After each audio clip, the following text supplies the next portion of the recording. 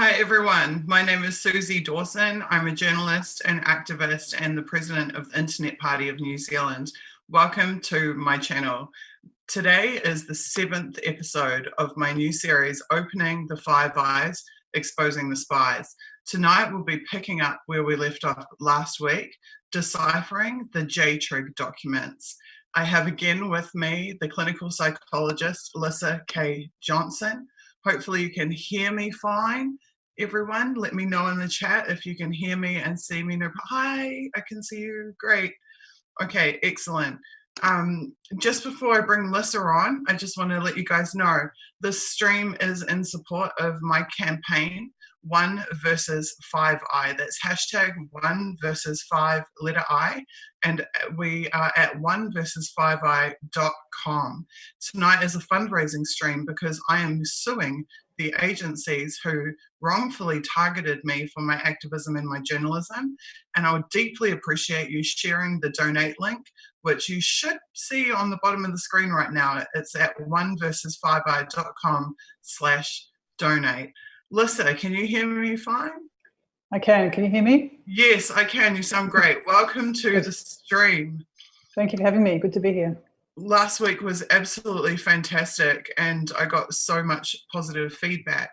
We are working through these JTRIG documents because they enlighten us about the methods that are used to target people around the world by the intelligence agencies of the Western countries. In this specific case, the Joint Threat Research Intelligence Group, which is a unit of the GCHQ, which is the United Kingdom's NSA.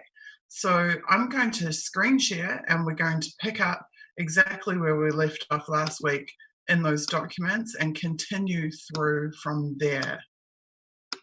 So hopefully you all now can see my screen and you will see this very messy slide that we worked through last week. We already covered off these first 2 columns. Was there anything you wanted to add, Lissa, before I move forward? Just a couple of things. I think the slide we went through last week was the slide just before this with all these blue sort of thought bubbles on it. If you just, is it possible to scroll up a little bit? Yep, absolutely. So that, yeah, well, that's the slide we were on last week. And then if we go back down to, yeah, these very busy slides. The next slide with yep, and if we stop there. Like I said last week, we're kind of guessing exactly what the presenters were intending to get across, but my take on what's happening here is, the previous slides being presented, most of which we went through last week. We didn't go through the right-hand column, but, I think that's mainly about applying all of these theoretical principles in a fluid, elegant, creative way that draws on intuition as well as science, so that, influence agents who are, say, posing as an activist or trying to strike up a friendship, befriend someone, aren't coming across as wooden. Obviously, they want to seem natural. So I think that's what that's about, and combining science with intuition on the right-hand side. So on the left-hand side, it looks to me like they're layering over that psychological theory just some broader considerations for people. At the top, they're talking about mental health and psychopathy. Psychopathy is, what you suffer from if you're a psychopath. So I'm not 100% sure what they're talking about there. It doesn't really make sense. I think what they mean is mental health and psychopathology, which is essentially saying... So they've got these 2 blue bubbles grouped around the individual. So it seems to me that when they're talking about mental health and psychopathy, they're assessing the target. Yeah, it still wouldn't make sense to be assessing a target for psychopathy unless, I guess unless you're talking about pedophiles and, genuinely violent terrorists and criminals and so on. If you're talking about activists, it doesn't make sense. And psychopathy is actually very rare, so I'm not, it wouldn't be a smart thing to do to really focus on that by itself. My guess is, because there's a few things that look like typos and spelling mistakes in these slides, my guess is they mean psychological health and illness, or, you know, exploiting people's strengths and weaknesses. So I know that one of the things that they do is they try to do IQ assessments on their targets, and they also try to do personality, like traditional personality type tests on the targets as well. So I wouldn't be surprised at all if they're also doing mental health assessments. Yeah, it would make sense. Yeah. And also just, you know, you can exploit people's strengths as well as their weaknesses if you're talking about, as these slides are, talking about deceiving people and exploiting people, exploiting them psychologically. So, for instance, if someone's very altruistic or he likes to help, you know, very cooperative and giving, you could exploit that.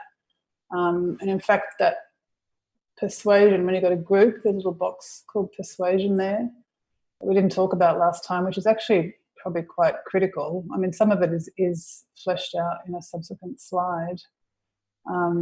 There are 6 principles of persuasion in the psychology literature put together by a fellow called Robert Cialdini, who's very well known in psychology. They reference him in a subsequent slide.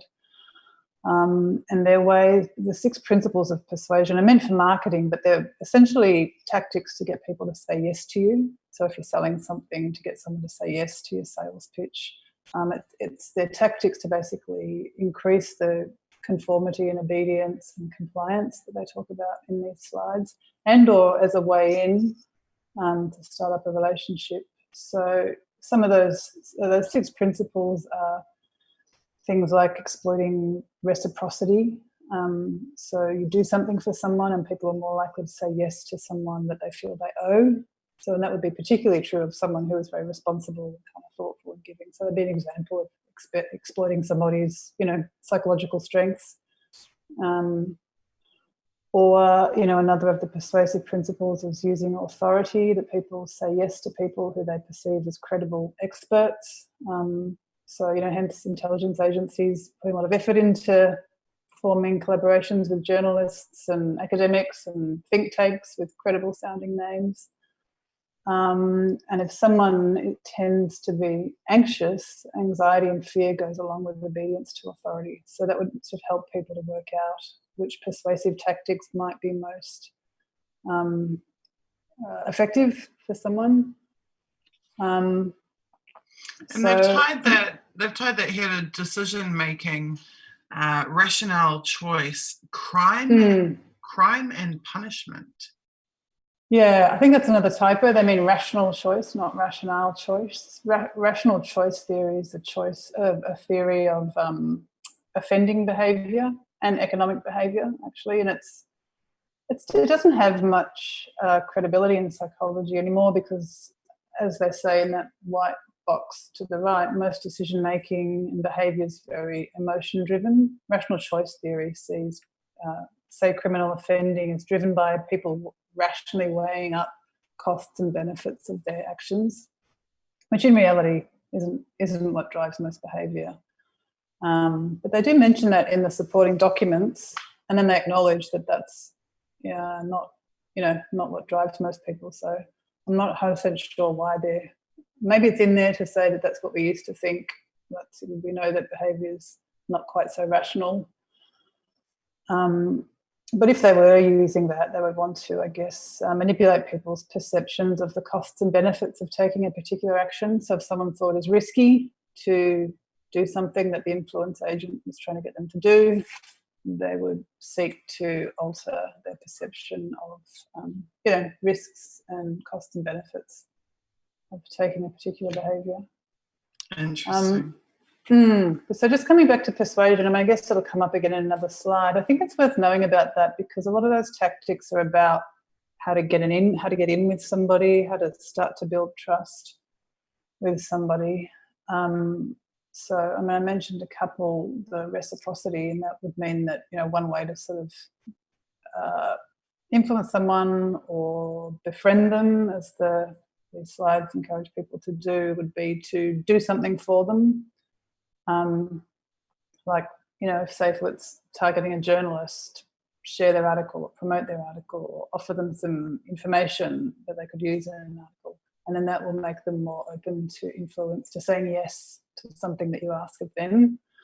Another one of those 6 principles is what they call consistency, and that's the principle that people like to behave in ways that are consistent with what they've done before. So you start out by asking somebody to publicly do something small. In the experiments, the classic experiment is they go to people and say, will you put this great big sign on your front yard advertising whatever it is, the county fair? And people say, oh, no, I don't want that big sign on my front yard. Whereas if they start by saying, will you put this little plaque on your letterbox advertising the county fair? So, okay. And then after that's been there for a while, then if they come and ask them to put the big plaque on the lawn or the big sign on the lawn, they'll say yes. So that's another sort of entry point or way of influencing, is to get somebody to do something small, like you write this article on election integrity, or you share this tweet, or you post this on your Facebook page, or something little, then expanding that and working in, the real material that they want you to get on board with. So in this case, perhaps just, discrediting somebody, smearing somebody. And some of the other persuasion principles we've talked about, exploiting group norms, wanting to do what everybody else is doing. Likability, people will say yes to people that they like, making yourself likable by complimenting somebody or flattering them. We can talk about that more when we come to other slides, but I think those those 6 principles of persuasion are useful to know about. I remember them by the acronym RASCAL. It's reciprocity, authority, scarcity, is people want what they don't have, compliance or conformity, which is the group, conforming to what you believe the group's doing, consistency, which is being consistent with what you've done in the past, so starting to ask you for something small and escalating it, and then likability, flattering you, inviting you to work towards a shared goal, reciprocal self-disclosure, that kind of thing. All right, so down here in the other blue bubbles, new blue bubbles, we have morality and ethics, cyber cultures across organizations, legitimization of violence, which I have plenty to say about, tools and techniques, scientific methods for assessing MOEs, which would be what? Methods of? I think that's either method of entry, which I was just kind of talking about, ways to get in with somebody, whether it's, by messaging them or emailing them or contacting them, or method of engagement, which I guess is similar. Right. And then alias management and legend building, which they decided not to include in this specific training. Okay, so morality and ethics, they've got that, they're pulling that down from Hofstede dimensions, which we discussed last week. I don't know if they're necessarily, well, maybe they're linking that to the Hofstede dimensions, which is cross-cultural differences, basically. When we come to... Or maybe rather from the behaviour and influence they're pulling that down from. When we go through the document that explains all of this, they talk about morality and ethics, and they basically say we don't have any ethical code to cover what we're doing here. So maybe that's a thought bubble about, to be determined. In the accompanying documents, they talk about psychological code of ethics, international law, legal codes of ethics, describe them briefly, and then say, of course, those psychological codes don't apply to what we're doing here in JTRIG, consistent with what we're doing, and they say that they need to develop a bespoke moral code or ethical code for JTRIG, which they didn't have at the time that they put this together, which is putting the cart before the horse. You're meant to have a moral, an ethical code before you start designing your programs. Absolutely. Rather than design your program and then come up with an ethical code that, incorporates it. I did have a read through that document. There is startling discoveries in there, and I definitely want to cover that off with you separately. Just to take this back to the top, we're talking about online human intelligence, magic techniques, and experiment, which I think is a really key word that we haven't discussed yet, which is that I think a lot of what they're doing here is experimental. And they've got this under key skill strands.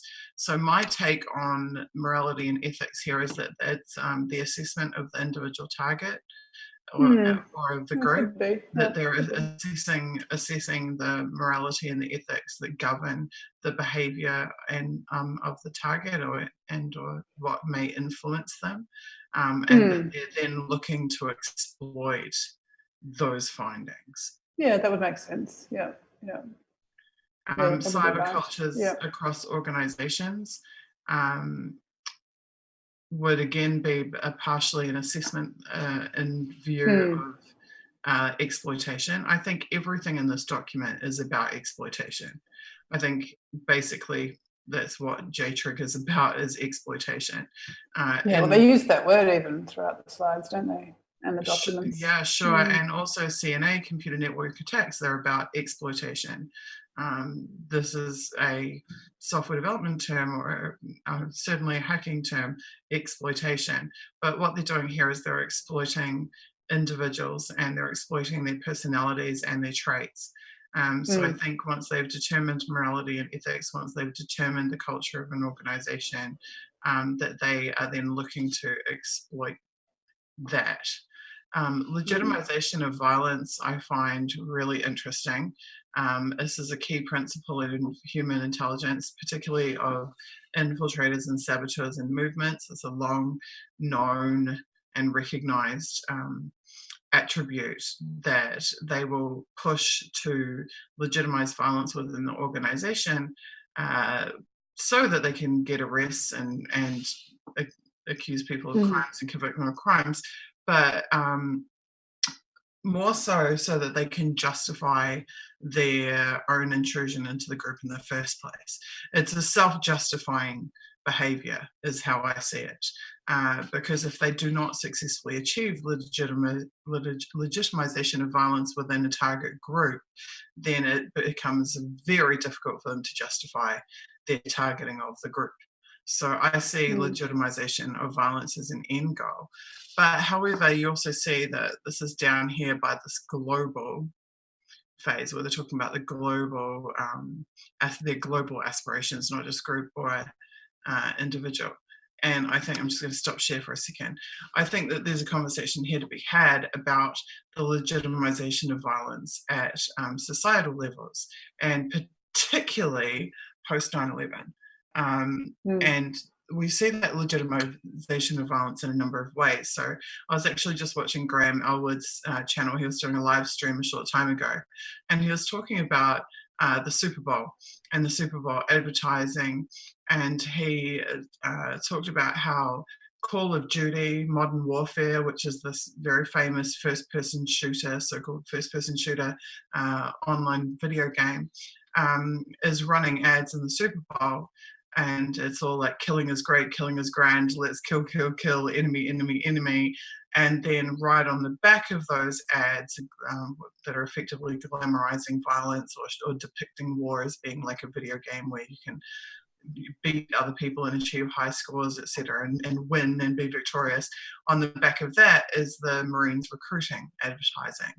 So it's like creating that environment of legitimization of violence, and then the hook is to draw you into participating in real world violence. And I have seen the same thing both in activism and media spheres at scale in recent years. So when I think about legitimization of violence, I think about punch a Nazi, punch a Nazi. And, you know, you might have heard punch a Nazi from anti-fascist activists for decades. But where you didn't hear it from was blue tick mainstream media figures. Where you didn't hear it from was people who have major social accreditation or influence. And yet we have seen that in recent years.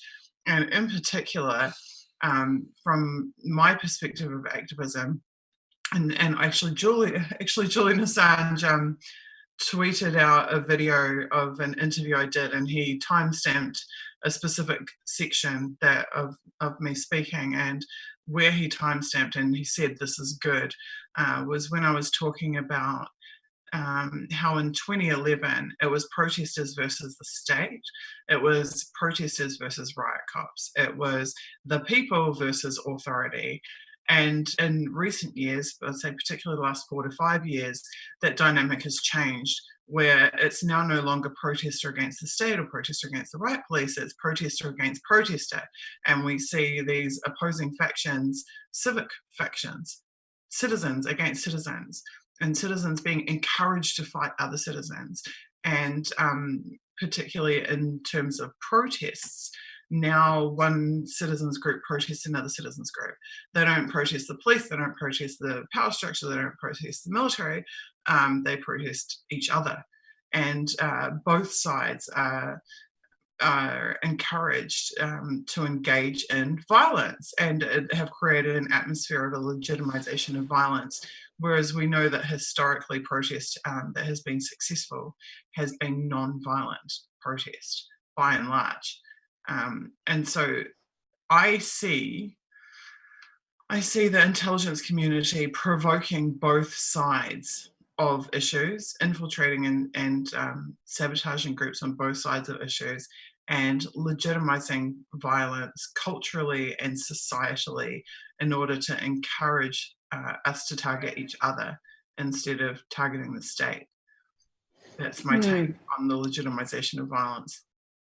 And I guess what you're talking about there is marrying those group dynamics in the area of the slide that talks about social identity theory and groups. So that's exploiting that in a way that not only creates animosity between people, but creates legitimizes violence between the groups, which is quite shocking to think that a slide full of psychological knowledge and principles would be being used to that end openly. I mean, when I first saw that, I thought, surely they don't mean actually legitimizing violence by targets. Surely they're talking about violence being legitimized within the groups and communities that they're targeting. But I mean, what you're saying makes sense. So, there's so many historical precedents for. I mean, you can go right back to the 60s and 70s and the FBI infiltration of the Black Panther movement, where they were pushing for the Black Panthers to be armed. They were actually supplying arms to the Black Panther movement. You can go to No NATO in Chicago more recently, 2012, I believe, where they were again trying to arm protesters, where they were supplying them with Molotov cocktails, where, there's a long history of particularly FBI, but certainly other agencies as well, supplying weaponry and pushing for violence and legitimizing violence. And I just see it as having become more and more rife, not just in those specific operations, but societally and culturally at scale. And you see it in the narrative and what and in what it's okay to say. Like 10 years ago, it wouldn't have been okay for major mainstream figures to be saying, yeah, just go and punch them, or just go and whatever, and sharing videos of people being punched and glorifying open calls to assassinate Julian Assange. Many open calls to assassinate Julian Assange. Yeah, you're absolutely correct. That's yet another classic example of legitimization of violence. Just illegally shoot the son of a bitch. They said about Julian. And that person, that network isn't being censured. That person isn't being censured. There's no recourse, apparently, against them. And these slides, the accompanying documents say these tactics are intended to apply from individuals to groups to populations to states and regimes. On those slides, they talk about targeting from the individual all the way down to mass media, and they talk about propaganda. So you're right, legitimization of violence is absolutely everywhere in the mass media. We legitimize bombing other countries as humanitarian intervention, saving populations from their own leader by bombing them and destroying their country. It makes no sense whatsoever. But most foreign policy, I think, news coverage is, about legitimizing the violence of war and sanctions, which is essentially siege warfare that kills people. So it's continually normalized and sanitized and rationalized and continually prompted to morally disengage from it. So And Yeah, interestingly, I mean, I think it's fair to say that these documents are all about waging psychological violence on targets, and that internally within these agencies, they're constantly manufacturing ways to legitimize their own violence. Yes, that's right. So perhaps that morality and ethics bubble refers to both, refers to the morality and ethics of legitimizing violence, because, you know, it's just above that, and refers to the morality and ethics of the targets and of the groups that they're targeting. Just sharing screen again. It also says under that tools and techniques, scientific methods for assessing MOEs. So the scientific methods would be the psychological principles. Methods, yes, they're talking about methods of entry or methods of engagement. I'd imagine they're talking about the kind of personality assessment you were talking about, you know, the ocean up the top in green, which is the 5 you know, most widely recognised facets of personality. I assume that's what they're talking about. I mean, the accompanying document talks about the need to develop methods to use digital information and, you know, remote assessment in digital cues, they call it, to assess people's personality, which in 2011, I'm not sure how advanced that was. It's quite advanced now, thanks to Cambridge Analytica and its parent company, SCL, which has worked in concert with the same organisation that the psychologist who wrote these slides worked for, the Defence Science and Research Laboratory, I think they're called, or Technology Laboratory. So that's possibly what they're talking about there, assessing personalities in terms of your method of entry. Do you use authority? Is it so someone who was, say, high on conscientiousness and low on openness in the personality assessment, authority would be likely to be a good method of entry. Someone who is high on agreeableness and high on openness would, you know, be more amenable to the reciprocity. Someone, you know, high on neuroticism would be more amenable to a fear-inducing kind of method of engagement. So I'm guessing that's what they're talking about. Because, you know, I'm not sure what other scientific methods they'd be talking about in terms of assessment. A lot of the stuff here is about methods of persuasion and manipulation. So it's quite possibly what they mean. Okay, I think we should move on. So yeah. Just one thing here, maybe we can come to it later, but narrative, just under performance and near media, that probably refers to the fact that human decision-making is, we make our decisions by constructing stories, and stories that fit with our pre-existing knowledge of the world, like we're a democracy and evil regimes are in the other part of the world, or, you know, whatever it is a very powerful way to influence what people think and what they believe. And another slide talks about providing, I think, partial stories, and people will fill in the gaps. So if you provide, you see that all the time in propaganda, that, you know, and in mainstream media, coverage of Julian Assange and WikiLeaks is a perfect example. Just tiny little bits are fed in. People don't really know what the story is. They fill it in with their sort of stereotypes and scripts and expectations. So I think that's what that's referring to. And sure enough, that narratives section here says brainstorming, consider alternate perspectives, and intel analysis. Now, I see that as intel analysis being the foundation, and that plays in very much to here where I believe that they're actually assessing the individual. This is the analysis of the individual, and that's the foundation on which they brainstorm their narratives. Makes sense, which fits in with conspiracy stories on the left under group. Yeah, absolutely. Okay, so moving down, the human science learning path. This definitely looks like your field. Yeah, although I kind of read that as just their plan of their kind of training modules and how they fit together. So it looks like the history, e-learning. I'm not sure exactly what history they're talking about there. Human aspects of cyber operations. I imagine Now, we're look, kind of this is I find this very fascinating because they've actually included in here how long it takes someone to write. So the history, they're saying you can study that electronically. Then there's a 3-day course on the human aspects of cyber operations. Which is probably the sort of stuff we've been talking about. Yeah, absolutely. A slide. one day course on culture, assessing culture. A 2-week course on scams and deception. Which is, I mean, the meat of that would be some of the persuasion, those rascal, those 6 principles. That's a big part of that. So they probably would go into a lot of detail about how to use authority, how to use reciprocity, how to, make someone like you, etc. 2 weeks is 80 hours of learning. So 80 hours of learning on deception and scams.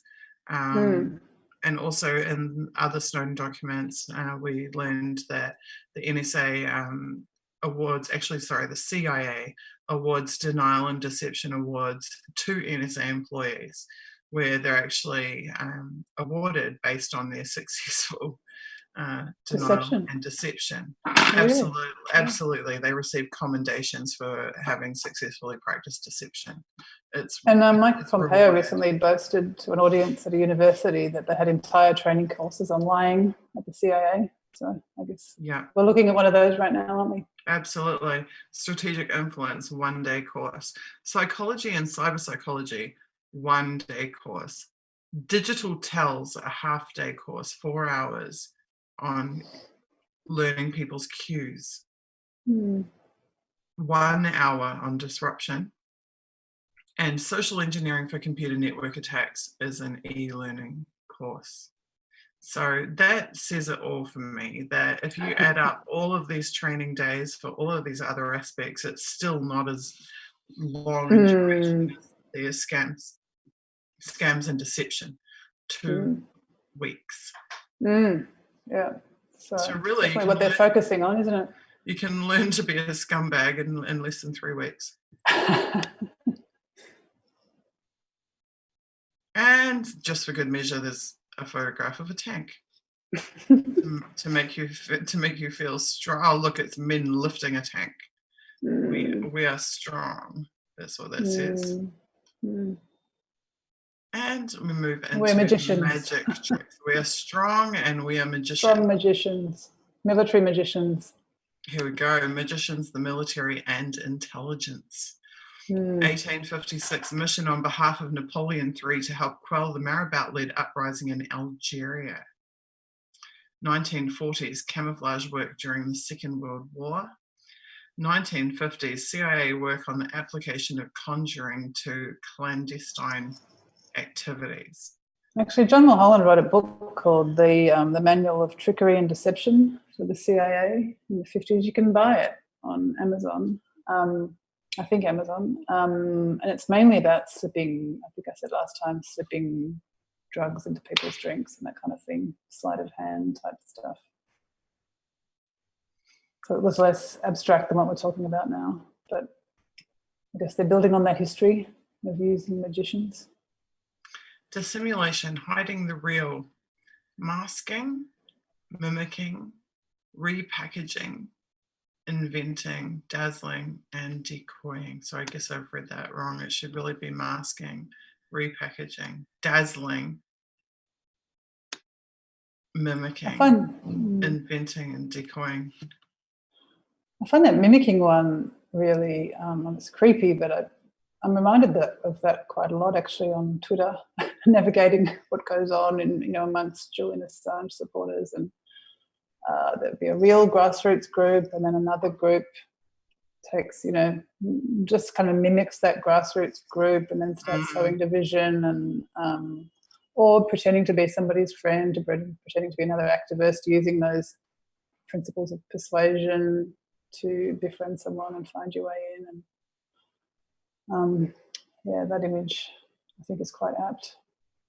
So I think there's a lot to break down in here, and actually we'll probably do it in the following slide, because I think the super interesting slide that, we're very close to it, there's one slide that I've wanted for years to go through, and it's this one here, Gambits for Deception. So I can't wait till we get to that. My thoughts on this: masking is obviously to hide the true motive or hide the true purpose. Repackaging is to dress it up as something else other than what it is. And actually, I got some feedback this week that people want to hear some more practical examples of this. There is definitely practical examples that I can give you for this. Repackaging something as other than what it is. This is, this is entirely what human intelligence do, right? Because they mask themselves, they mask their true identity, they mask their true purpose, they mask their true motive. They repackage themselves as one of the crowd, one of the group, one of the movement. But they also repackage their endeavors as being something other than they are. And dazzling, it ties in with that next thing. Dazzling is all about grabbing and controlling the attention of the group. So let me think about some examples from Occupy movement. We had a saboteur in the movement. He and key others who we manipulated. We would have an event that the movement had sanctioned. It would be several months in the planning. Everybody knew it would happen. It was expected it would be on a global solidarity day. He and his group would argue that our larger group action would be ineffective, and therefore at the last possible moment they would want to do something spectacular that would undercut and undermine the larger group's plan, which of course was our group's plan. The larger group's plan was in coordination with the global movement. These guys would just try and run roughshod over the top. And they would do something, also legitimization of violence ties into it. They would do something really dazzling to grab everybody's attention and divert them from the planning of what we should be doing. For example, they would decide that they wanted to go and smash down the fences that the council had put up. And they would work in concert with mainstream media. They would hold fake press conferences, and then they would have the media capture these images of them doing violent things, smashing down the fences, whatever, so that the media would then portray the movement in a negative light.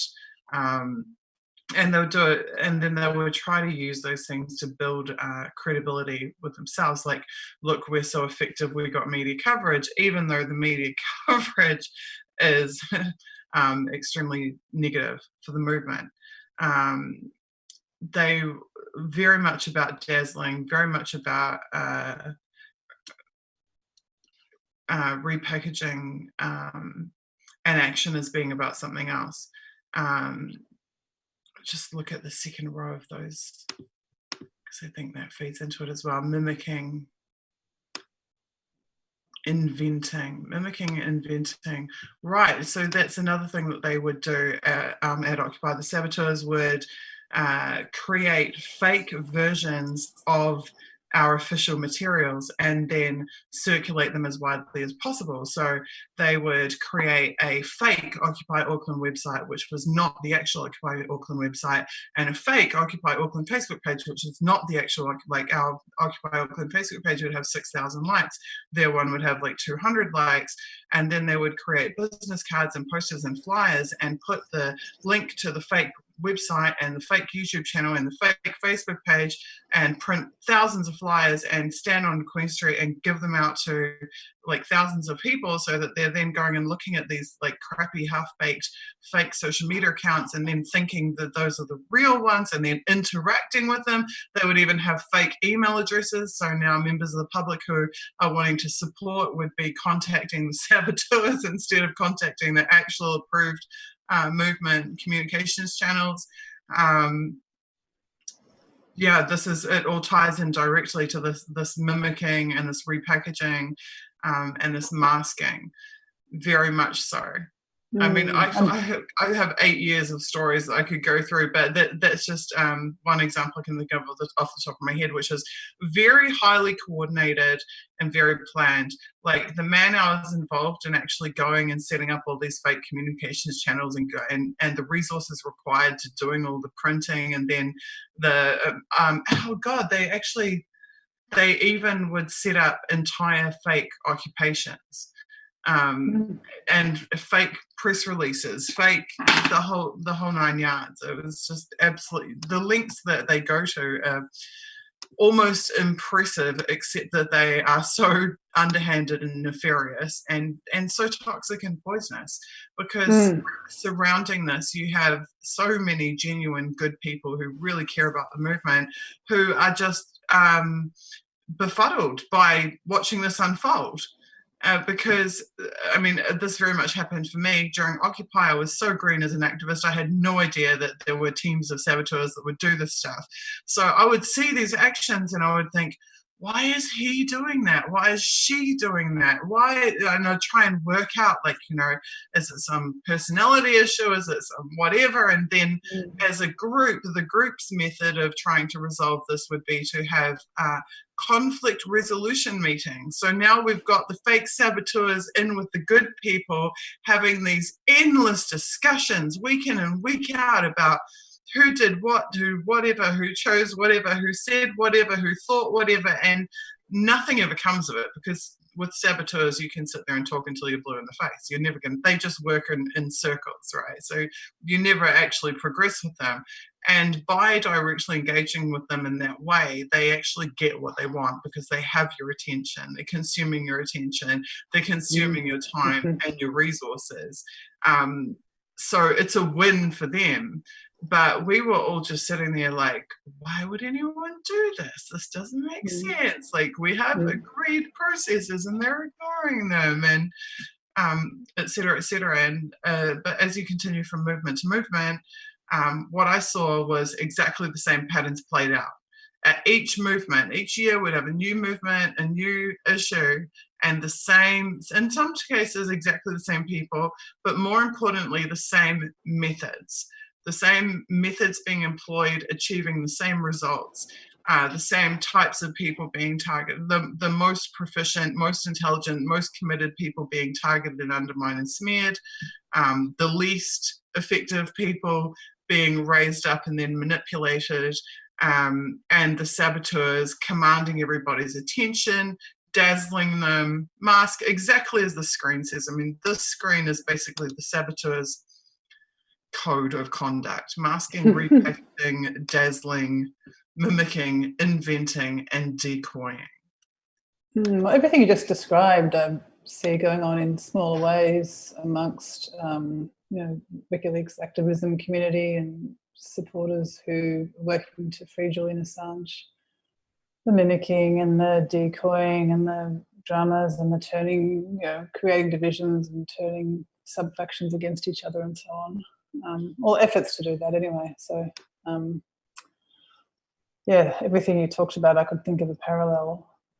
I mean, I can give you there are many WikiLeaks examples. So there's the WikiLeaks forum. The WikiLeaks forum was started as a place where WikiLeaks supporters could talk to each other and could coordinate with each other and could support and promote WikiLeaks, except that it was the proprietor, for want of a better term, turned out to be an FBI-affiliated UK intelligence asset who turned the WikiLeaks, after he collected a large number of WikiLeaks supporters in one place, used the WikiLeaks forum to discredit major supporters who are legitimate, well-known, productive activists, but more importantly, to ideologically attack WikiLeaks as an organization and to deter supporters from supporting them. He picked off those idealists and those realist people, supporters that would fall into those categories, disillusioning them about WikiLeaks and its non-adherence to its mission or its overzealous adherence to its mission, take your pick.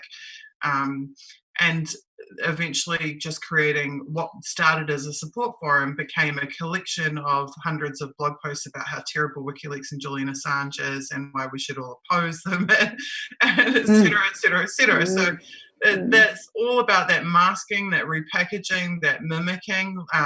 They establish credibility as a supporter so that when they take their support away, when they withdraw their support, it becomes more effective.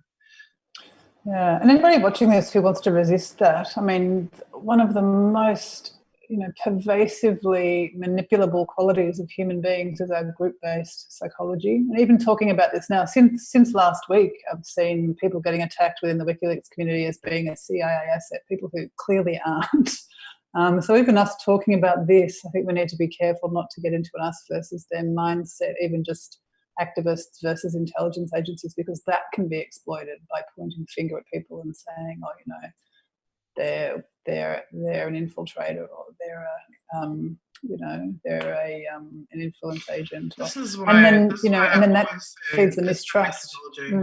Yeah, this is why I always said this is the number one thing that I've learned.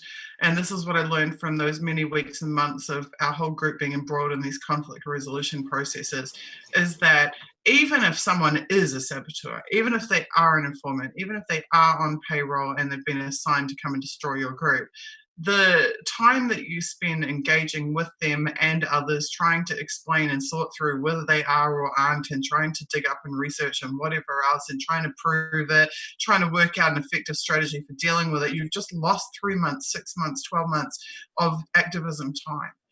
Even that process in some ways serves the agencies, because they don't care. When they will hold on until the last bitter moment, and then they would have insinuated more people to perform the same task anyway. So I learned long ago that you don't assess the personality, you don't assess the individual, because they're replaceable like that. You just assess the methodology. And that's exactly what this entire series is about, is assessing the methodology, because they're just like they say that people have digital towels. These intelligence agencies have digital towels. They have real world towels as well. You can tell who they are and what they're doing, regardless of whether their name is Tom, Dick, or Harry. And once you learn to spot those methods, you can go around them. You can work around them. And you can be much more effective as an activist. And you save yourself the emotional trauma of having to deal with these people. You actually, you are rewarded with the fullness of your time and being able to better achieve your goals by sidestepping these people. And staying focused on the overall objective, don't you think? And because if you fall into, is somebody an intelligence agent? Are we being infiltrated? And always on the lookout for that. Well, then you're being mistrustful. And if you see it everywhere, then you're denying yourself the ability to form bonds with, other people who are genuinely on the same page as you. And then that's a win as well.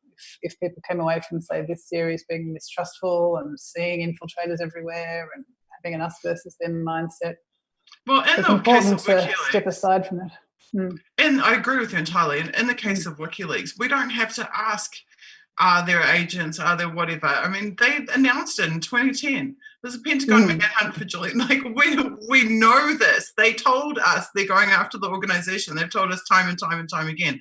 So you can assume by default, absolutely there are, and there will be infiltrators from a whole range of agencies. There's from the intelligence agencies, there's subcontractors, there's private intelligence companies that want to get information out of the movement so that they can go and sell it to the intelligence companies. That's how they work. They literally create spreadsheets and then go and sell the data to the intelligence agency. So yes, it's happening, but we don't need to obsess over who. I guess I'm saying incident. I'm saying a good way to resist it, I think, is to really resist any us versus them mindset, whether it's us versus intelligence agencies, newcomers versus old hats, left versus right, people versus lawyers. I mean, there's just so many lines along which you see constantly efforts to fracture. And if you ever find yourself falling into an us versus them kind of mentality, I'm encouraged to step aside from it, because that's probably the most readily exploitable and the most readily sort of activated human vulnerability that we have. So what I've seen in activism movements is that every group starts with an outward focus and an outward objective. The world is in crisis. Why? Because of the banks, because of economic inequality. We want to do something about that. We're going to take action. We're going to this, that, or the other. It's an outward focus, and the whole group shares that focus. That's what's brought the group together. What infiltrators and saboteurs and intelligence agencies do is try to take that outward focus and turn it inwards.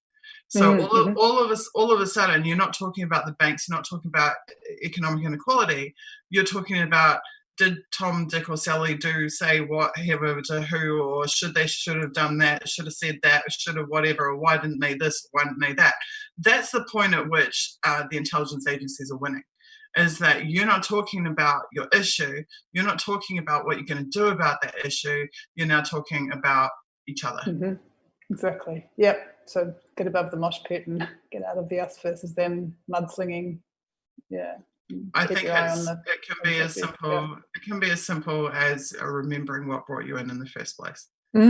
Exactly. Yeah. And keeping that in mind. Okay, let's move back on through the slides. The psychological building blocks of deception. Bearing in mind that this is a 2-week course, component of this course, how to deceive people. This is one for you to talk us through for sure. Yeah, in some ways, they've started with the detail and then come back to the big picture, and I'm not really sure why they did it in that order. But this. They're framing all of this as being, building cyber magicians or, training cyber magicians. And these boxes and arrows really draw from the literature on magic tricks and perceptual illusions, which are all about manipulating people's perception of what they see. So perhaps a simple way to illustrate this is the magic trick where people think they see a ball disappear midair. And obviously intelligence agencies are trying to get people to, to see things they want them to see that are more complex and more social things, but this sort of framework we're obviously using. So it's built on the principle, research into magic tricks and perceptual illusions tells us that we see what we expect to see, and what we see depends on sort of where our attention is directed. So, for example, there's a magic trick where you throw a ball in the air repeatedly, and on a certain throw, say it's the third throw, you drop the ball in your pocket. Well, throwing the ball in the air creates the expectancy that the ball is going to leave the magician's hand. And because people expect to see the ball go up in the air, their visual system fills in the blanks for a few seconds and they actually see the ball leave the magician's hand. And then their brain catches up and they realise the ball's not there. And so there's this illusion of the ball disappearing midair, and really people really experience it as magic.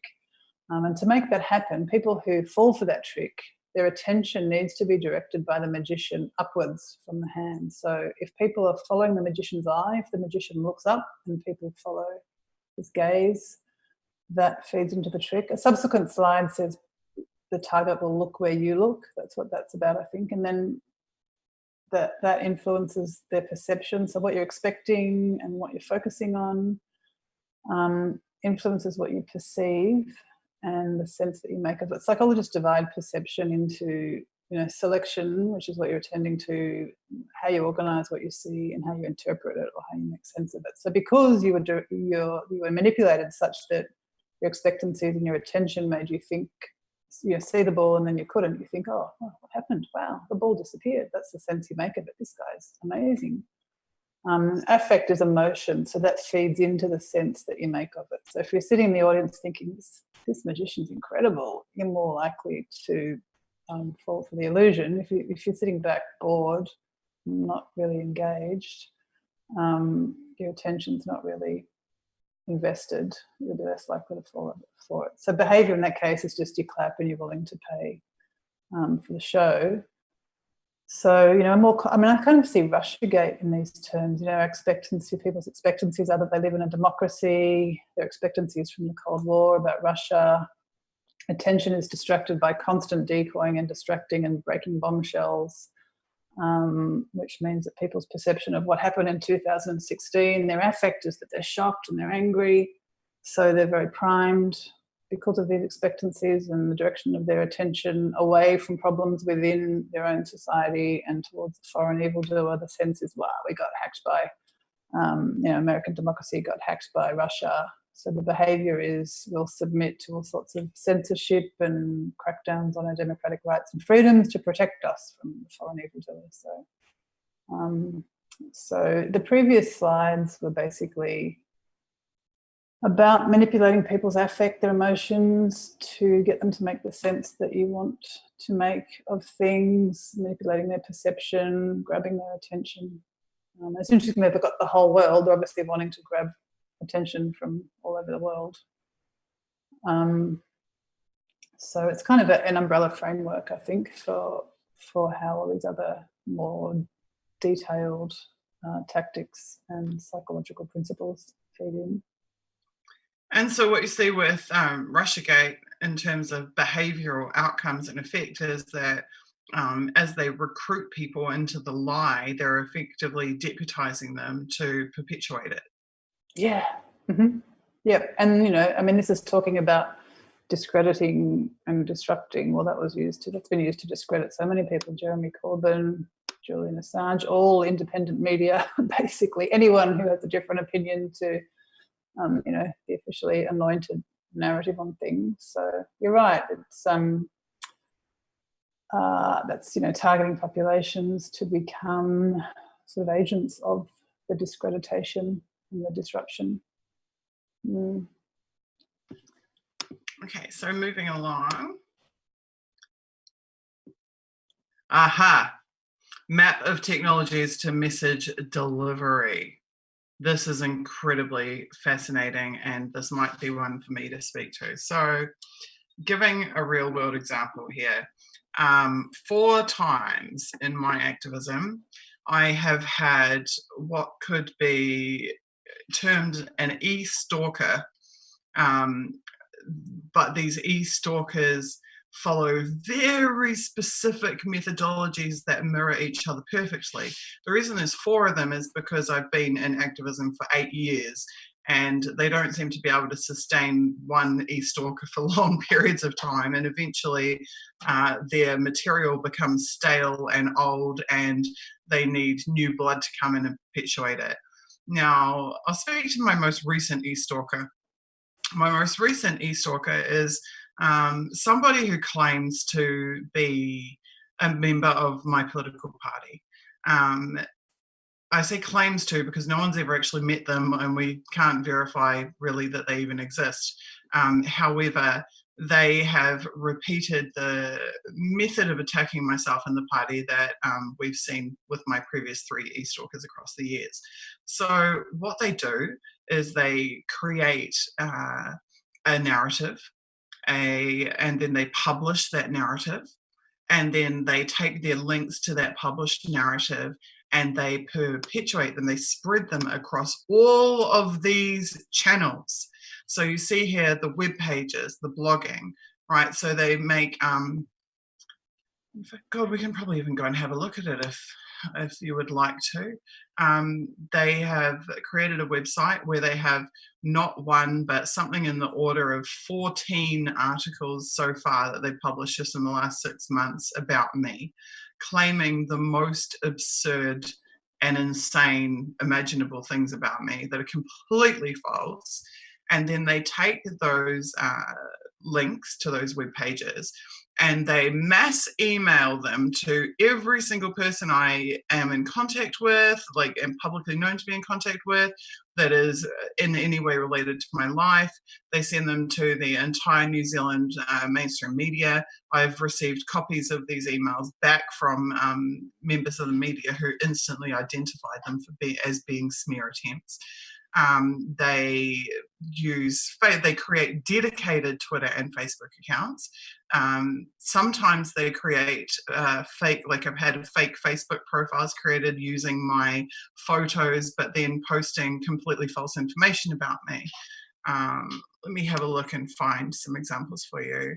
Actually, I'm not sure if I have the screenshots on hand, but there was a Facebook account created in my name as if it was me, born in New Zealand, from Auckland, photos of me, links to my work, but it said that I studied at some Russian I studied like nuclear science at some Russian university. I was a graduate of some Russian university, which is completely false. I've never studied at any Russian university.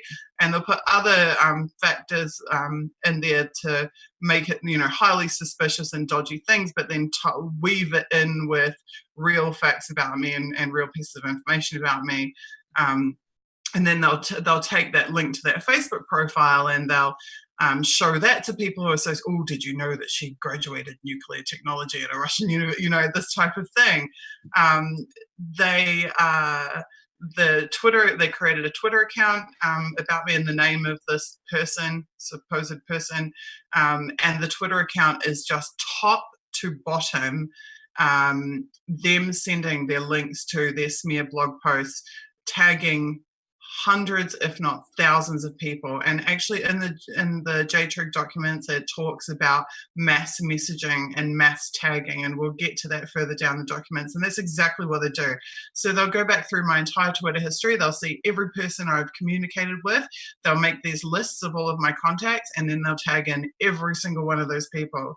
With Unity4J, when Unity4J was being smeared and attacked last year, they would email all 90 of the guests who had appeared on the program with smears claiming that we're neo-Nazi, white supremacists, fascists, whatevers. They would target any person who retweeted Unity4J. Their handle would go on that list, and they would be sent the smear posts about us. They post on LinkedIn, exactly as it says here, all of these platforms. These are the platforms. And then they attempt to launder. I've noticed that there's a process. I actually would like to create a slide for it myself. So what they do is they create these bullshit smear blog posts, like I've said, and then they take those smear posts and they send them to alternative or independent journalists who they know have had some past beef with me or who don't like me or my work, and they attempt to launder the bullshit smears into the alternate media, the independent media. You see this with WikiLeaks and Julian as well. And then once they have a link to someone else who's picked up on the smears and published them, then they'll swap and they'll take those links from that person's work and they'll circulate that across everybody into all the contacts and everything, attempting to launder it into the mainstream. So it goes from disinfo agent to independent alternative media to mainstream media. Now, if they successfully push those smears, I believe launder is the correct word from my perspective, if they successfully launder those smear narratives into the mainstream media, their next step is that they will create a Wikipedia page about you. And they will take the links from the mainstream media and use them as the basis for the Wikipedia. Once they've done that, once they've achieved that final step, then they now have an official history of you. And that, I'll give you another great example, actually, a very good example with Internet Party. Just before you do, can I just jump in? Sure. What you were just talking about there fits in with the persuasion principle of authority. The idea is before you make an influence attempt, you either establish your own credibility and expertise or you get someone else to do it for you, someone else with credibility and expertise and respect and authority. And it sounds like that's part of that strategy, is to get someone else to promote the smear with authority and credibility to the extent that it can make its way into the mainstream media and a Wikipedia page. Absolutely. And maybe I should save my next example for a bit later, because the next example ties into the fake victim, where they'll claim to be a victim of you, use that as the basis for the smears, and then perpetuate the smears. And it also actually ties into that masking and repackaging as well, because we know now for a fact, it's proven, that Internet Party, we know it from the 2018 State Services Commission report in New Zealand, that Internet Party, my political party, was a target during our election campaigns of private intelligence companies and who were infiltrating and sabotaging.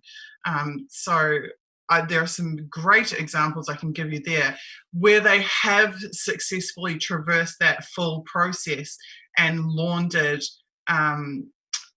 smear information into the public record in such a way that it's now considered to be established history of the party that can be referenced by anyone at any point, but it is completely false and was specifically manufactured to achieve those aims. But this is a great slide for showing this is how holistic it is. And this, when I talk about the methodology, and recognizing a methodology that's employed. Okay, if I have a problem with someone, a serious problem with them, maybe I'll write a tweet. Maybe I would write something in a blog post. But what I would never do is spend 40 hours a week campaigning against this person on 10 different platforms and creating dedicated accounts and contacting every person in their life and doing everything I could to destroy them. Okay, that's the difference between someone who has a genuine issue and is genuinely disaffected, because people have personality conflicts all the time, and someone who is an actual disinfo operative who is being employed to attack a target.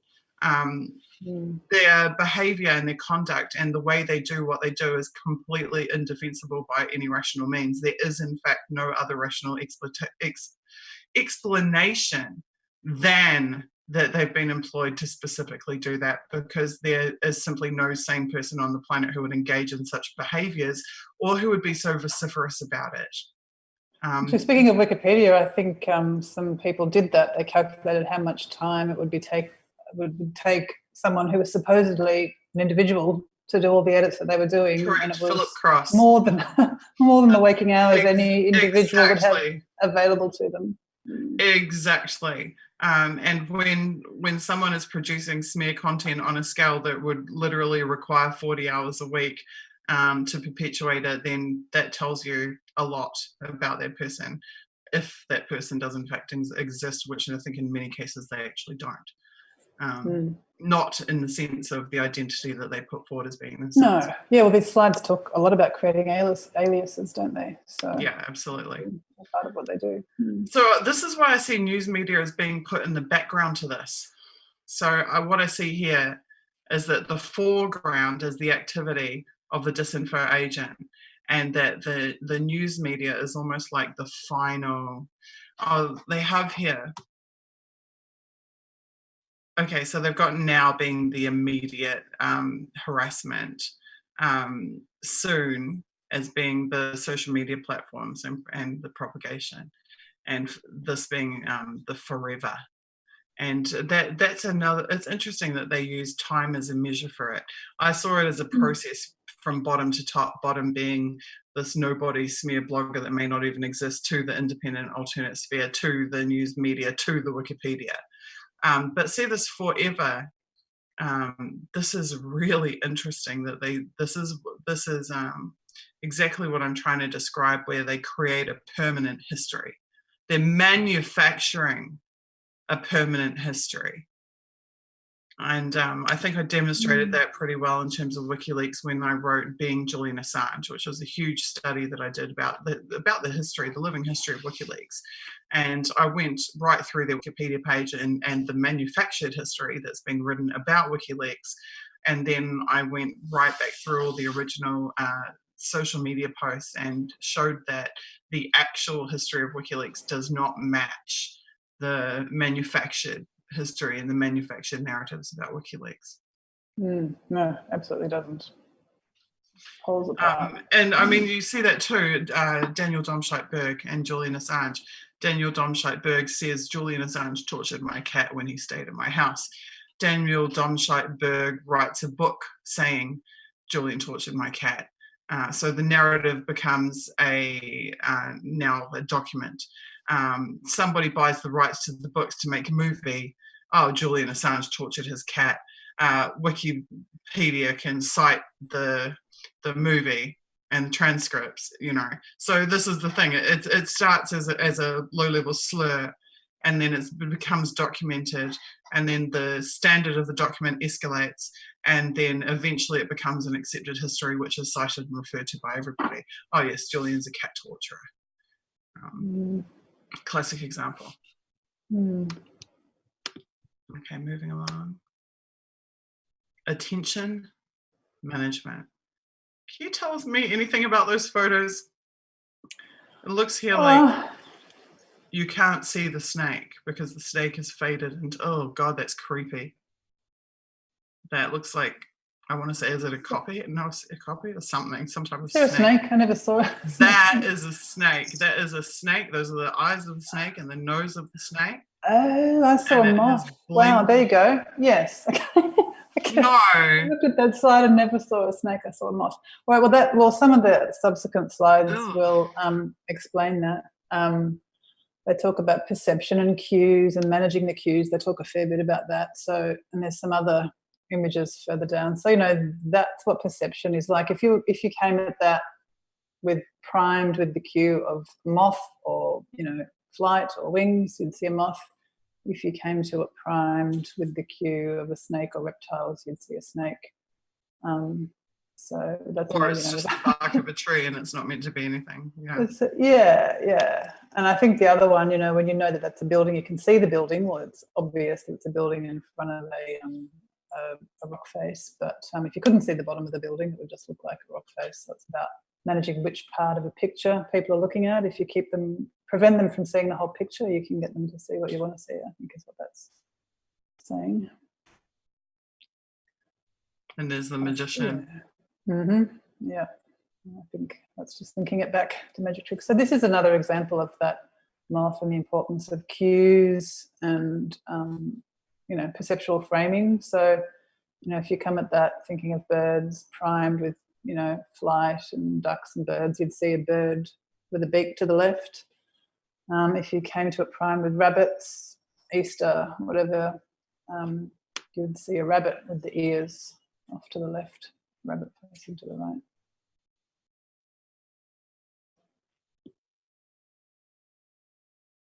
So yeah, that it's very much what you discussed already. Exactly. Yep. Spot on with what you discussed already. And I guess they expect that there is water beneath. Yeah. Aha, this slide. Okay, this slide has fascinated me for years, ever since I saw it. But a lot of this slide doesn't make any sense to me whatsoever, except this. And the fact that they put this top left on the slide said so much to me, that this is the priority. Yeah, exactly. Well, if they're drawing on magic tricks, attention is absolutely everything. If you can manipulate people's attention.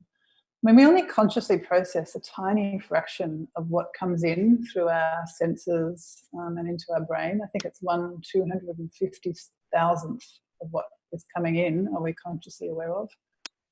So, in magic tricks, if you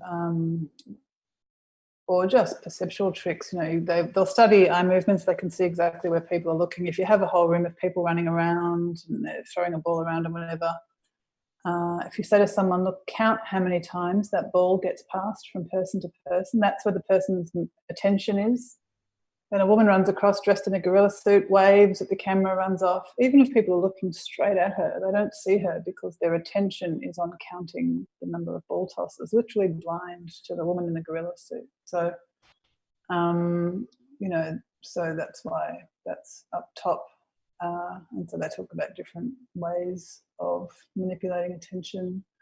So conspicuity and expectancies, that relates back to what we said before. People expect, or, see and attend to what they expect. I'm just going back to Russiagate. People expect that we're in a democracy and some foreign evildoers attacking us. So that's an expectancy that's very easy to tug on. It's almost sort of hardwired into, Western populations' brains. And if something's conspicuous, you'll attend to it. So, Russiagate bombshells or the sort of dramas that you're talking about. Then the big move covers the little move. That's like the magician waving the big colourful scarf, while the real move is dropping something into the pocket or setting something up for the next trick.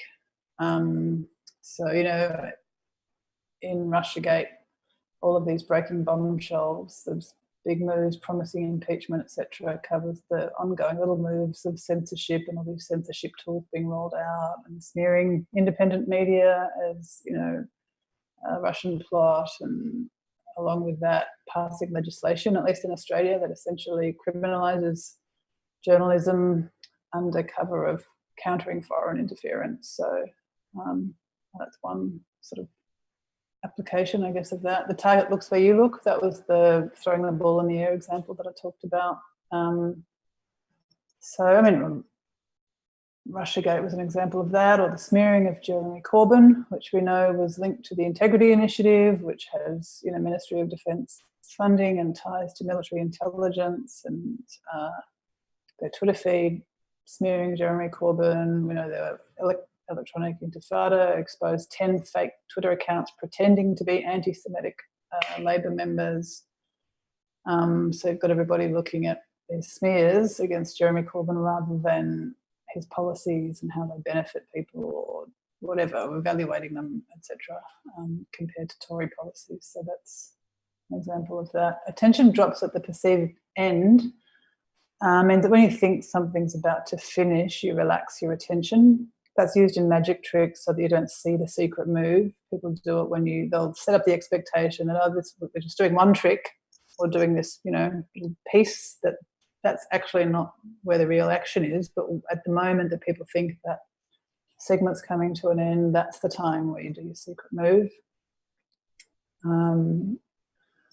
And repetition reduces vigilance. If you do something over and over again, that again the attention becomes relaxed. People are less on the lookout for what the secret move is, you know, like throwing the ball in the air. People just over and over, people just expect that's what's going to happen. They're not looking for a secret move. Again, Russiagate, oh my God, endless repetition for 2 years. So people become less kind of suspicious of what's going on behind the scenes of another investigation. What's this really about? Yeah, I don't know if you have any sort of examples that come to your mind that are more about activism rather than propaganda. Sure. So I have 100 different examples for people, you know, looking to control attention. The big move covers the little move. I'd actually look to geopolitics at the moment. So the big move is, we are leaving Syria. We have left these bases. And the little move is, oh, actually we're setting up a base over here because now we're going to get the oil. We're going to control the oil. Yeah. And how do we get from we're leaving Syria to we're now setting up new bases and controlling the oil? Well, nobody knows because we're still back at, oh, we're leaving Afghanistan. No, except we're actually still in Afghanistan. So, and the target looks where you look. I mean, same thing. Like, we're leaving Syria. Oh my God! Every single talk show, you know, politics talk show on cable news is having a fit about us leaving Syria, and everybody's looking at that. And how can Trump do this and that? And in the meantime, Trump's not doing anything like that whatsoever. Yeah, same with the latest impeachment saga. People are looking at that rather than looking at the similarities between Democrats and Republicans, and that they're on the same page with most policies of significance, and that people who genuinely offering different policies are smeared and locked out, and, you know, the whole process in various ways. So in some ways, mainstream news is an endless exercise in the target looks where you look. Absolutely. And sleights of hand going on, you know. The thing about attention, it's really like a mental spotlight. If your attention isn't on something, you just don't see it, you don't recognise it, you know, you might as well be blind to it. So sure, and repetition reduces vigilance. It's got to be the Russiagate in 3 words. Yeah, that's right. Yeah, and all, actually, I'd say all pro-war propaganda, just repetitive bombardment with, you know, so-and-so's a butcher or harming their own people, or, you know, so that you're not looking at, what else is this really about? Like oil. Yeah, I'm thinking that attention drops at the perceived end actually applies really well to some of the fights that we've engaged in New Zealand. For example, the GCSB movement, massive nationwide movement, took 8 months initially to break into the mainstream, 2 years in duration, trying to fight against the passage of the GCSB bill. We lose the fight by 1 vote. The bill passes through Parliament, and everybody goes, "Oh, we've lost. That's the end." Now, rationally, the bill passing through Parliament shouldn't have been the end of that fight, but the messaging was, oh well, it's in, because this is 2013, the bill passes, oh well, 2014 is an election year, so actually if we just go and vote Labour, then Labour will come in and fix everything will be fine, and goodbye GCSB movement, 2 years of work goes down the toilet. That's a good example, yeah. Or passing legislation at the end of the year, just before Christmas, like the NDAA.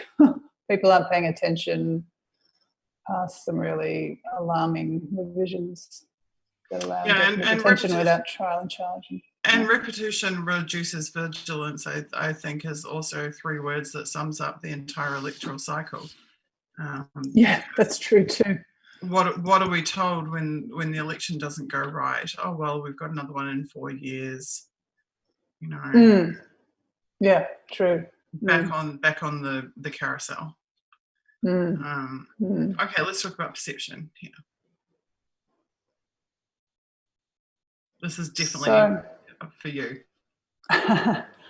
Yeah, I mean, so psychologists do break perception down into all these components. And the idea is, well, with perceptual illusions, you can give people some confusing visual data, and what they see in that data depends on how you frame it, the cues that you offer to guide what they attend to, what sense they make of it. So mask, mimic, I think what they're talking about there is the sort of stuff we've talked about already, in that they're wanting their actions to blend into the general landscape, whether it's the media landscape or the activism landscape, so that they're not standing out in your perception, that they're just part of the whole array that's in front of you.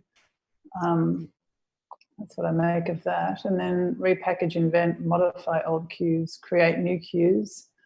So the cues are what's directing how you make sense of what's in front of you. When I look at that, I think of the switch from Islamic terrorism as the foreign bogeyman to Russia as the foreign bogeyman. So that's sort of repackaging the cue that allows us to, that encourages Western populations to see a foreign bogeyman behind all ills. And when it turned out the West was arming and funding and training Al-Qaeda and ISIS in Syria, suddenly it was that switcheroo to Russia. No, it's not terrorism anymore. It's Russia that's the foreign bogeyman. That's going to be the cue that allows us to make sense of everything in terms of increasing national security, increasing curtailment of, democratic rights and freedoms and so on. That's one example, I think, of that. Dazzling and decoying, blur old cues, create alternate cues. I think that's building on the previous slide. They were talking about changing the cues, shifting the cues, and I think they're saying dazzling and decoying being a way to do that. That certainly happened with that shift from terrorism to Russia as the foreign bogeyman, and the 2016 election was a perfect opportunity. The previous slide, it talks about emotion and affect feeding into what people are willing and able to perceive. And there was so much sort of shock, at least amongst Democrat voters and a certain segment of the population, shock and anger and just confusion about, a reality TV show host suddenly being president. That was perfect opportunity to create this dazzling, decoying, Russiagate, Putin puppet kind of, distraction or decoy to blur the cues from terrorism to Russia as the foreign, adversary of the day. Make the cue dynamic. People look at things that are obviously colourful, that move, that are changing. That's how to keep people's attention. So it's one thing getting attention, but maintaining attention. So you want to keep people's attention on the cue that's directing their perception, like the Russiagate cue. So that endless, shifting stream of bombshells and breaking news and promises of impeachment, and was a way of framing all these emails and meetings and this and that, and to the point where someone just had to talk to somebody Russian for it to be a scandal. And all along the way, another way of modifying old cues along there, it started with Russian collusion, then it was Russian interference, then it was Russian meddling, so sort of blurring the cue along the way, so that basically any conversation with a Russian doesn't have to be collusion with the Russian government, just has to be talking to a Russian person, and that's enough to provide a cue to make people see, a Russian threat in pretty much everything. Stimulate multiple sensors. I think they mean sensors, like sight, sound, smell. A sensor is a mechanical thing, I'm pretty sure. With perception, they'd be talking about a sensory perceptive apparatus. So in the accompanying document, they talk about posting fake videos as well as fake blog sites, as well as messaging people. So, that's the best way to get through to people is, stimulating them on multiple levels, not just verbal messaging. So that's what I make of that line. Do you have anything to add, Suzie? Yeah, so I think absolutely right in terms of global narrative impact and societal influence, creating societal influence. However, all of this has very personal, targeted at an individual versions, the masking and mimicking. It's almost hard for me to talk about some of this stuff actually, because it's it's actually genuinely quite triggering. But what I see on this screen in particular is a bunch of things that I've personally been subjected to and that have been used against me personally over a protracted period of time. And also that I know for a fact have been used against other targets. Masking and mimicking is like that method of I'm now forgetting the MOEs. Like this is how they get in. Method of engagement. This is the interview, but it's also mimicry was also used to let you know that you are being targeted. For example, being out followed around on the ground. Actually, it happened to vehicles as well. Vehicles that are telling you, or people that are telling you on the ground, following you around, will do some gesture that you will understand, that other people won't understand, but you will understand because that gesture means something to you, or it's a gesture that they have done multiple other times. So you'll be in completely disparate locations, disparate times, but the same gesture will be used to let you know this is being targeted at you. This is a message for you. No one else will understand it but you. And it's something innocuous enough that you can't do anything about it. It's not something you can go and say, this is happening to me, they're doing this to me, but they just do it again and again and again and again.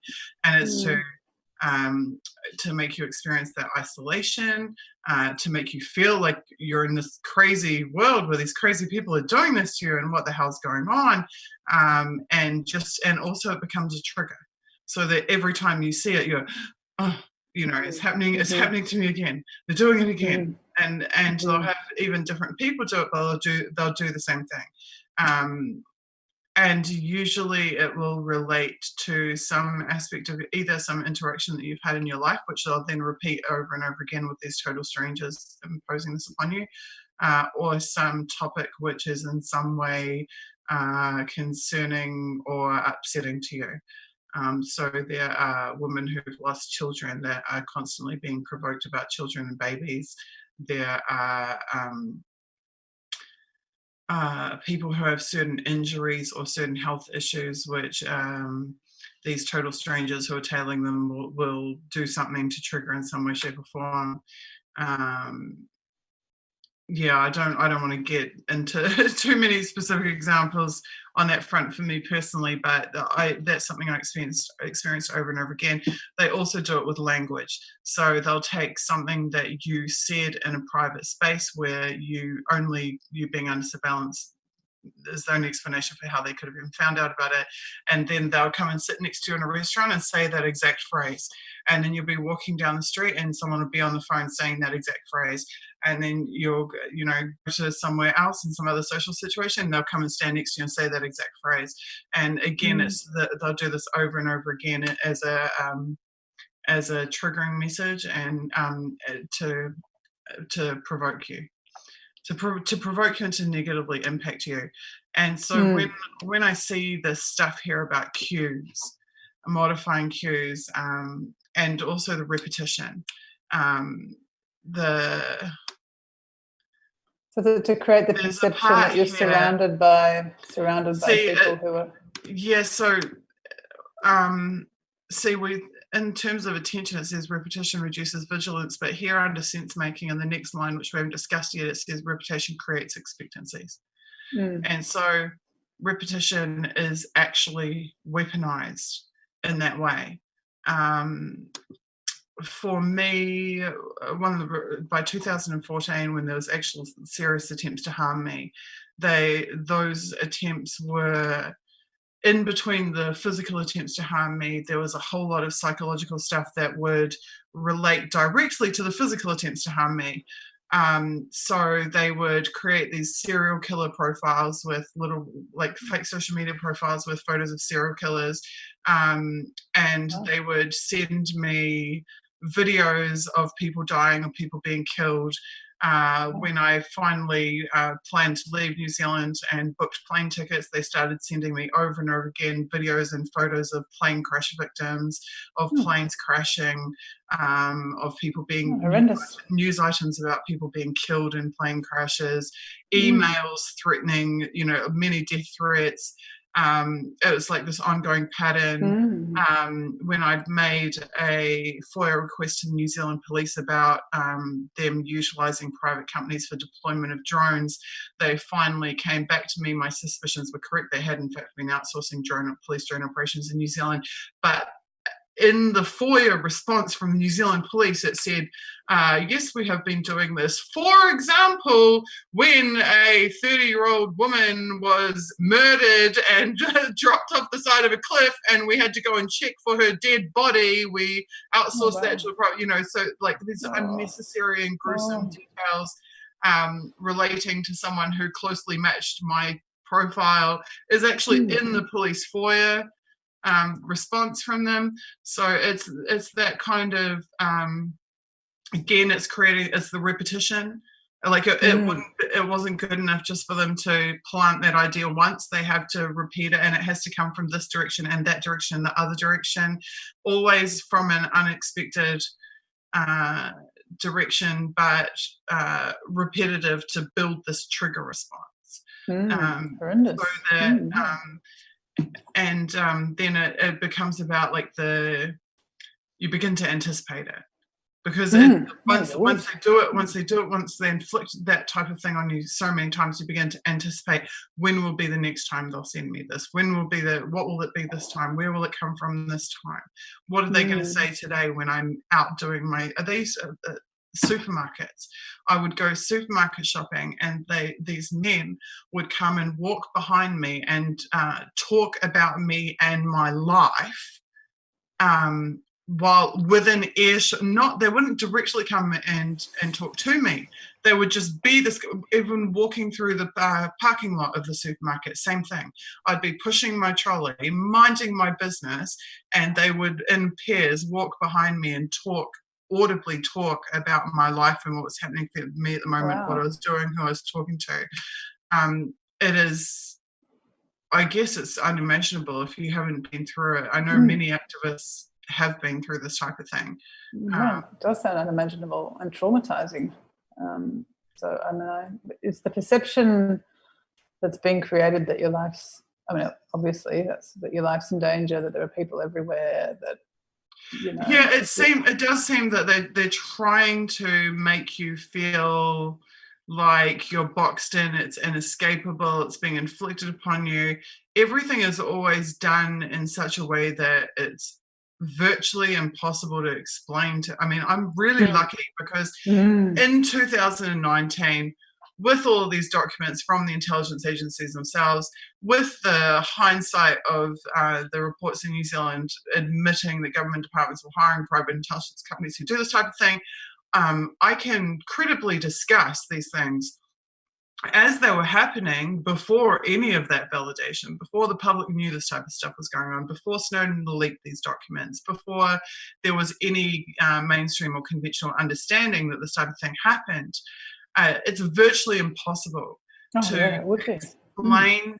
It's virtually impossible to explain to someone what's happening, but it's completely impossible to get any redress or to stop it, because the resources that they bring to bear so dramatically outweigh the resources that you have as an individual, particularly me, single mother in the suburbs, independent journalist. How am I supposed to take on teams of people with teams of vehicles and whatnot? And we know now that these teams, they have mobile apps on their phone, and they have like geolocation tracking, and they know where each other are. They can see that one of their operatives has just followed me, one is 500 meters in front of me, two are around the corner going into my house. They can see, they know what they're coordinating, and they're doing it in a visual way. But if you are the target, you don't have the mobile app, you don't have their geolocations, you don't know how many people are tailing you or how many are involved in this team, you don't know really who has hired them. You have to guess who they are, you've got to guess who they work for, you've got to guess, you have some sense of why they're doing it, but you never know the scale. Is there 2 of them or is there 20 of them? Are they just sending me death threats to scare me, or will they actually drive me off the road today? There's so many unknowns. And to add trauma to trauma, like we were talking about last week, then other people's cues, other people don't have the perceptual cue that you're an activist who's being targeted. If that makes it very easy to plant a cue of mental instability or paranoia or craziness for anybody looking on, which then just compounds the targeting and the smearing and the trauma of all of that. So, probably works on 2 levels in terms of destabilizing the target and, like we were talking about last time, grooming the target's environment so that they can be smeared and discredited, which is what a lot of this is about. And also that's, these slides are about online, and then you're talking about the real world, and we know from the supporting document that JTRIG coordinated with on-the-ground services, including or coordinates. They talk about with these slides, this can be used to coordinate with law enforcement and other intelligence agencies. And so to explain to the viewers, Lissa found another document, a companion document, which is an absolutely fascinating read. And my intention is that once we get through these JTRIG files, we'll go and have a look at that document, because the document in long form and prose describes the applications of the information that's gathered through the surveillance and the online human intelligence in the context of the on-the-ground human intelligence. And that document really ties those 2 together. And in that document, you see that all of this online digital world stuff and the spying and everything else, it's not just passive, it's not just online, it's not just digital, but it's actually paired with the on-the-ground teams of operatives. And I've talked a lot about this in the past in terms of Snowden documents and in terms of also data flows and information flows between the agencies and the on-the-ground subcontractors, usually subcontractors. And there's 2 aspects there. One is that one of the big smears against Snowden and the big myths that's been perpetuated is that Snowden was CIA and he was attacking the NSA. But when you study the documents don't show that. The documents show that the NSA is the right hand of the executive and the CIA is the left hand of the executive, that the NSA gathers the information and the CIA act on it, and that together they are interwoven in all endeavours, and they are interdependent upon each other. that the NSA needs the CIA to do what the CIA does, and the CIA needs the NSA to do what the NSA does, and therefore it's a total myth that they are, while they might compete in small levels in small ways, or certain teams might have some kind of rivalry, they are integral to each other. Their existence, they're codependent, integral to each other. Now, one thing that people used to say to me is, oh, is it the CIA who's tailing you in New Zealand, who's doing the stuff to you? And what I've learned from my study of the documents in my study generally is that the CIA doesn't need to have somebody following me down the street in New Zealand. The CIA doesn't need to have somebody parked outside my house, because the CIA has top-level database access to all of the police and intelligence agency information from all of the partner countries. What this means is that the private intelligence subcontractor, the private investigation firm, or whoever, Thompson Clark Investigations in New Zealand, for example, who are confirmed to have been hired by the government to do this, they are the little plebs on the street with their little mobile app so they can see where each other are doing these horrible, nasty things to me, right? They are reporting to whoever has employed them. Sometimes there's even a middle company in between them, the lawful intercept companies, so-called lawful intercept companies, for example. And then they're reporting, that data is then moving into whatever government departments or police agencies, or even the national intelligence agencies in New Zealand. Their databases are all linked in with the New Zealand military, the national intelligence databases, and then those through the New Zealand Military Partnership Agreement with Five Eyes are linked into the Five Eyes databases. And so the CIA can see if a New Zealand police officer comes down my street, sees something and writes a report and sticks it in the New Zealand police database. CIA don't need to hire someone to come to my house and do that in New Zealand. They access that information at the top level. Now, if the CIA decided that they wanted to do a capture kill operation of some person and rendition them to God knows where, to some black site, then the CIA might personally come and do something. But they, in the interim, the huge data conglomerate that is the global network that the Five Eyes and that particularly the NSA are at the center of, allows them to have allows them to use all of the national of each country, national level police and intelligence services as proxy forces, and all of the subcontractors and the private intelligence companies and private investigators who are contracted underneath them also become proxy forces. So while, and I'm just pulling a number out of my ass, while the CIA might have 10,000 employees or 50,000 employees, actually through this, through the global network, as the NSA calls it, the global network, they could have 800,000 employees effectively, just because they are accessing the information of all of the agencies that are at lower levels from them, right down to chump private investigator on the ground coming in, sniffing around my mail or whatever. So it's not that the CIA are like, everywhere, the men in black are parked outside my house. That's not how it works at all. All they need is access to the information and to have it at a high level in order for them to be able to benefit from and act on that information if they so choose or if they desire to. So that's my best summary of that. We have hit 6 o'clock. This in Moscow. This slide I really want to get more into. And just, we'll just finish by saying stimulating the multiple senses was absolutely something that I constantly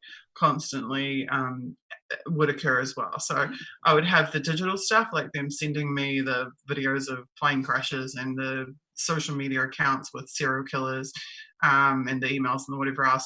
I would have the crank phone calls as well.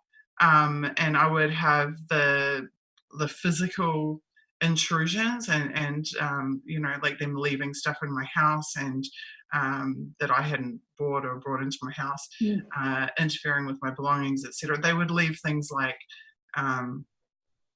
they would leave items around my property like that didn't belong. That you see this as well. There's another famous case in New Zealand fairly recently where a researcher on China-New Zealand relations They would take business cards from inside her house, or her own business cards, and then leave them in strategic locations around her property, etc. It's that kind of psyop stuff.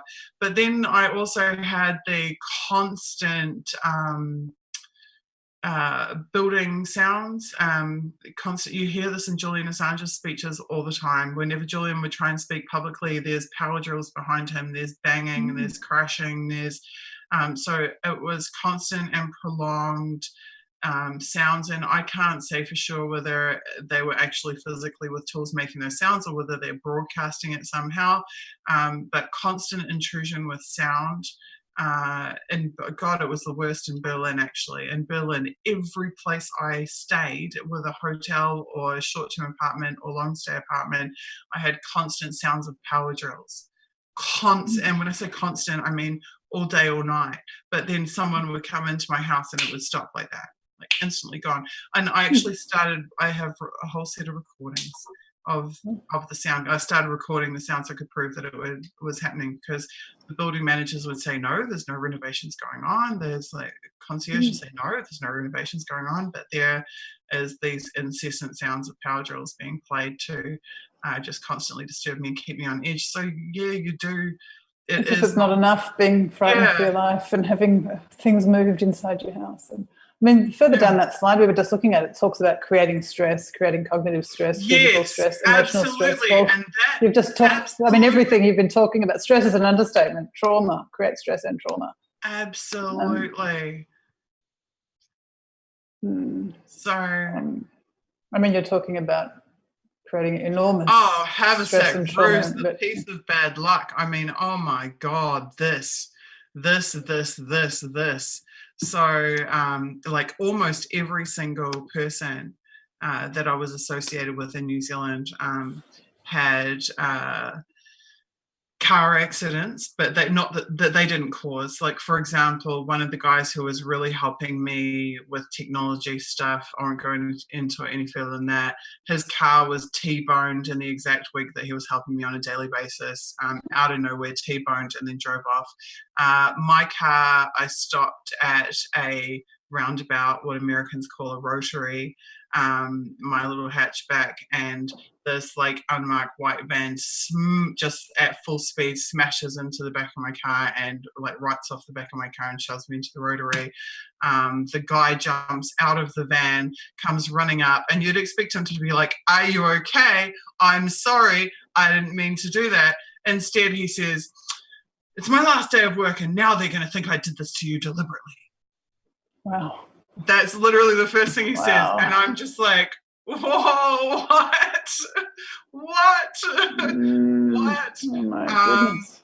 But this happened, like, literally everybody on my media team had accidents, people smashing into them, this type of thing. And they would constantly jostle you in the streets as well. I'd be taking photographs, they come and push me over. This is police as well, at protests. They're just constant, when you're not expecting it, physical impact. Yeah. It's so extreme that it's understandable that people wouldn't believe that was happening if you told people that was happening, because it's crazy. So extreme. It's crazy. I mean now there's the IC watch, and I believe there's some other documents that you've got that you'll go through in due course that just lay it out that these are tactics and these are things that people do, and don't just need the word of targets now. There's stuff, out in the public domain that really verifies that these are tactics that are used. Absolutely. Which is shocking. And this is a piece of bad luck. I hadn't actually noticed this before, and I have to look up now Haversack ruse. I don't know if you know anything about it. I definitely need to look into the Haversack ruse is where you lead people to believe, it's a military thing, somebody did it with left a backpack that contained some fake instructions about where a battle was going to be, so the enemy put all their forces there when the real attack was somewhere else. So it's basically kind of fake information about where people should direct their efforts. Interesting, because the piece of bad luck, I mean, it's got to be a principle of theirs, because same thing, like car tire would be penetrated by something, it wouldn't just penetrate the tire, but it would penetrate to the core, like it had been driven into the core of the tire. So then you can't just replace the tire, you have to replace both tires on both sides, and they have to be properly balanced and everything. A few weeks would go by, it happened again. A few weeks would go by, it had happened again. Friend, maybe that's sorry, go on. Yeah. Friend comes in and says, oh, my tire just got punctured, blah, blah, blah, blah, blah. And I'm like, oh, really? Like, what did it get punctured with? And they show me a photo, and it's exactly the same item that had gone through my tire. It had been put through my tire. So it's this kind of like, once again, like, you can't prove it, you can't like, but it's back to that repetition. All the sabotage, everything was repetition. And it was one of the most brilliant things actually that my Russian lawyer said to me when I went through all of everything that had happened to me. He said, any single thing that you experienced is explainable. And he said, all of it is not. Like, it cannot be explained, but it's like sheer volume. Exactly. It's this consistent, repetitive pattern across this prolonged period that doesn't add up to anything other than targeted harassment. It's more than bad luck, more than a piece of bad luck. Yes, yeah. Absolutely. So it sounds like, in that case with the puncturing of the tires and so on, the piece of bad luck is the haversack-roos that's keeping you fighting battles that aren't your real battle, perhaps replacing your tires and all of that, as well as making you frightened. I took it as being about resource depletion as well, because they very much tried to financially bleed you. Like, it was very clear they were doing it with my house. So I own my own property. They would cause damage, and then I'd repair it and pay money to repair it, and then they'd repeat the damage, and I'd pay money to repair it, and they'd repeat the damage, and I'd pay money, and it's just this endless cycle. They just inflict financial expenses on you over and over and over and over again that are unsustainable for anybody over a long period of time. So, it's horrendous. Unbelievable. Believable, but unbelievable. And we need to finish up here. Yeah. We need to finish up here in a minute, but I do just want to cover this off because this is absolutely true. So creating cognitive stress, I would also get constantly sent conflicting information. I'd be given information, they'd be given information that conflicts with that information, so that I would constantly be having to work out what is true, what is real, which is right, was it right before, is it right now, is there something else I don't know about? So you're constantly thinking. Yes. The physiological stress is just blatantly obvious. You are in a constant, and I can tell you, I won't name names, but there are people who are in worse situations than me, or I'll just leave it at that. People who are in worse situations than me, who have become completely adrenally depleted. Their adrenal glands have entirely depleted because they've been kept in such a state of alertness, constant alertness, and constant fear and constant vigilance that and you probably know more about that as a medical clinician than I do. Chronic stress it's physically damaging, and any kind of stress, mental or emotional stress, causes physical stress. It's all part of the same reaction. Your adrenal system fires up if you're feeling stressed, so they're not really separable. The cognitive and the emotional and the physical all go together.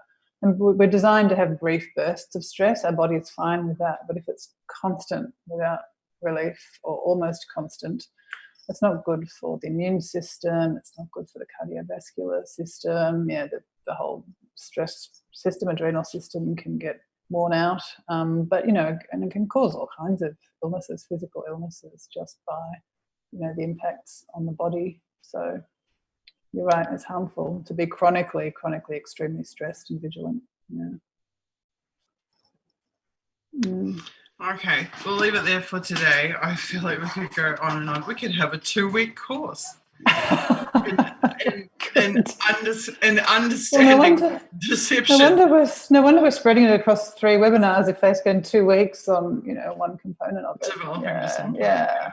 But do we have time for me to say just really briefly, since we spoke last week, there's been a couple of things that have really driven home how relevant and timely these discussions are. There's, over the last couple of weeks, a report released from a civil rights group about FBI targeting, law enforcement targeting of activists and social movements in the US, peace movements, environmental movements, racial justice movements. And they put together a report about how much of that's been going on and in what way over the last 10 years, which is exactly what we're talking about here. And in Australia, our Prime Minister gave a speech to a Resources Council saying that he thought that non-violent environmental activists advocating boycotts were politically radical and should be criminalised. Didn't specify exactly how to be criminalised, but that should be illegal. And, that's a democratically protected right, as we've talked about, the right to, expression and political organisation. And, the idea that the Australian government might invest more in renewable energy and move away from coal is popular with the majority of the Australian population. So to call that politically radical and want to criminalise it is worrying in the context of that report about law enforcement targeting of activists, which all ties in to what we're talking about here, I guess, the methods by which that happens. You there, Suzie? Yeah, I am. So I'm really happy and flattered that you've agreed to spend a third week with me next week going through this. There's a lot to go through. There is a lot. Sadly, I wish there wasn't. It's terrible that there's a lot to go through. I still shake my head, like reading these documents. I still just go, I can't believe that people get up and do this to other people. I can't believe that this could be a list of anybody's goals. Maybe we'll have time next week to talk about the trauma on the operatives who do this work. Yes, well, there's a very, so whenever we wrap these JTRIG episodes, which maybe it's a 6-episode series at this rate, I will have Elizabeth Mueller back on, because Elizabeth Mueller who's an amazing researcher and activist, has found some fascinating content over the last couple of days. Spoiler alert. About PTSD, these operatives getting PTSD from what they're doing to people, and from witnessing the impacts on it, and getting depression and needing aftercare. So it's taking a toll not just on the targets, but also on these people who are doing these 2-week training courses to learn how to destroy people's lives. Yeah, no, it's an awful thing to train people to do and pay people to do. Okay, thank you all so much. Sorry, Alyssa. Thank you all so much for being here. I deeply appreciate it. This is such rare and important information, and it's so deserving of being in the public eye and discussed in the public arena. And there are lives around the world that are at stake. There are targets' lives and maybe even operatives' lives around the world at stake. And sharing this information can really make the difference for someone.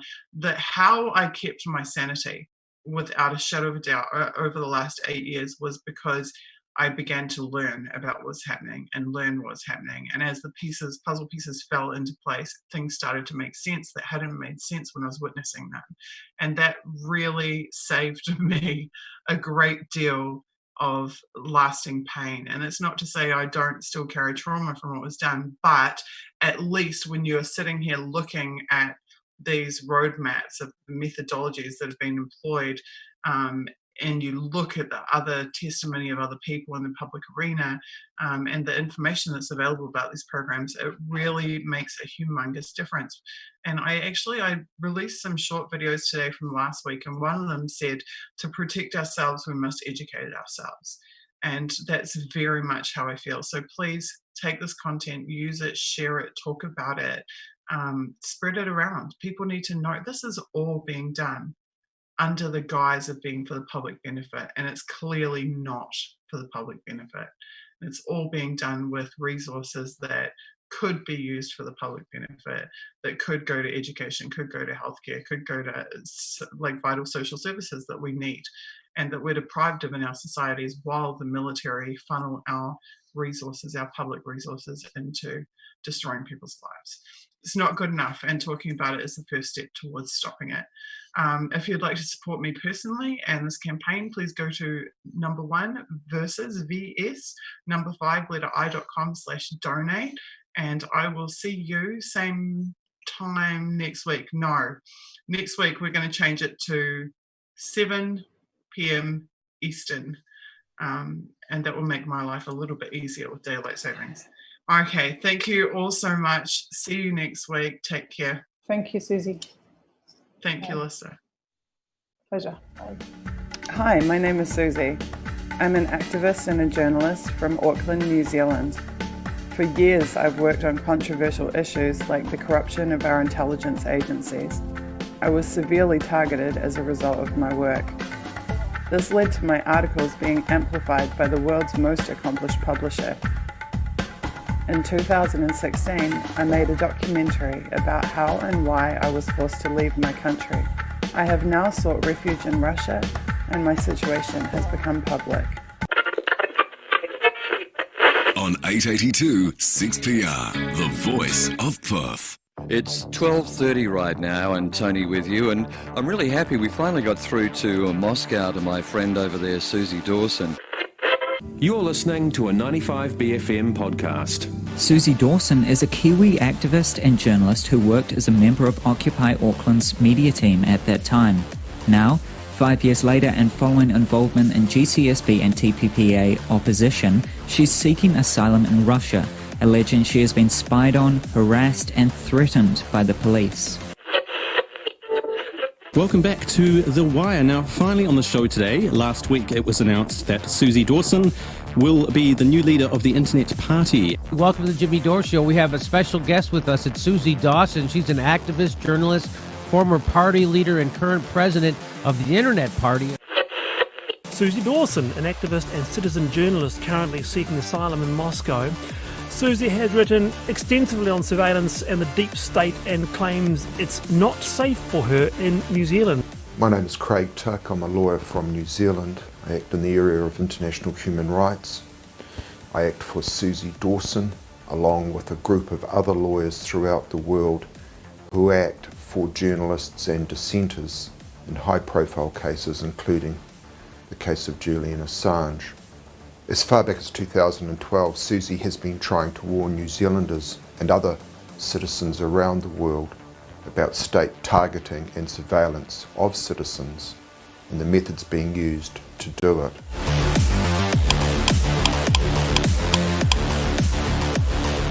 Surveillance in New Zealand is now so widespread, it's not an issue of police going and getting a warrant and doing an investigation and then it all coming out in court.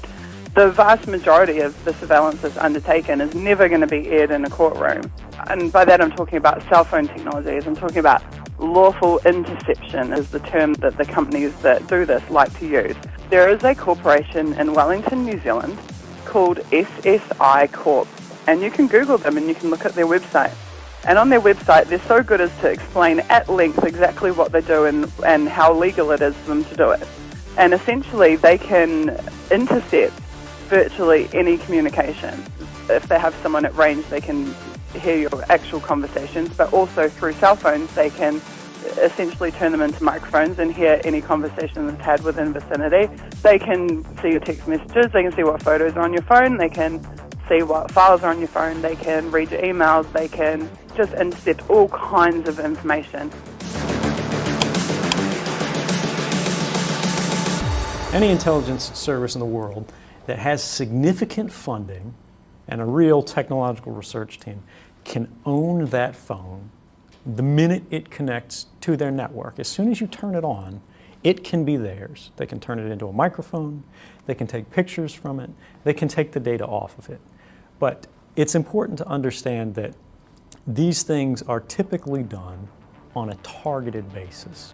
Not only was Suzie essentially blowing a whistle on state-level spying, she was naming the precise entities that years later it would be proven had in fact been doing it. And the fact that these are private corporations that are doing it should be really concerning to us. The crowd that they outsourced it to was TCIL, which was, I believe, Thompson and Clark. Investigations Limited. The state is contracting a private company to surveil you. To me, that's really immoral. Absolutely immoral. Some 6 years later, in December 2018, an official State Services Commission report confirmed that New Zealand government agencies had been employing Thompson and Clark Investigations Limited to target New Zealand citizens. This is a private company that had essentially been instructed by state agencies and departments to spy on citizens.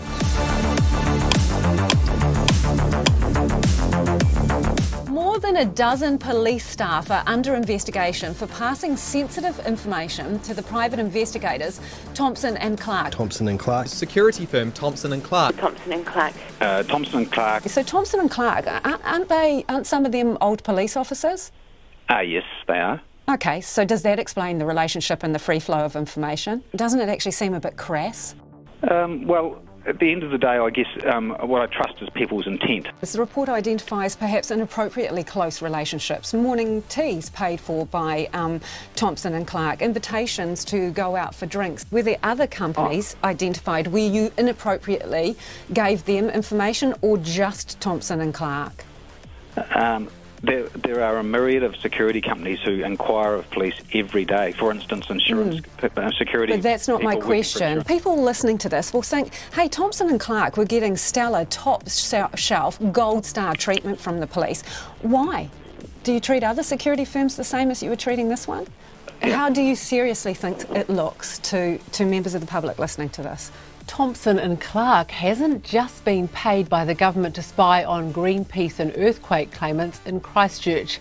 Tonight, Checkpoint can reveal the controversial security firm has been also monitoring the activities of another 3 activist groups in Northland, Coromandel and Wellington, and the activities of at least 1 further claimant. Suzie has been involved at the very highest levels, with people facing charges from prosecutions coming out of the Eastern District Court of Virginia in the United States. There are more prosecutions to follow of currently unnamed persons. Importantly, information will be coming out in the months to come that will provide transparency and clarity and lead to accountability. Suppression and prosecution of dissenters can't be allowed in New Zealand or elsewhere. That's why Suzie's team is launching the hashtag 1versus5i campaign, and with your help can achieve some important victories for democracy and for each and every one of us.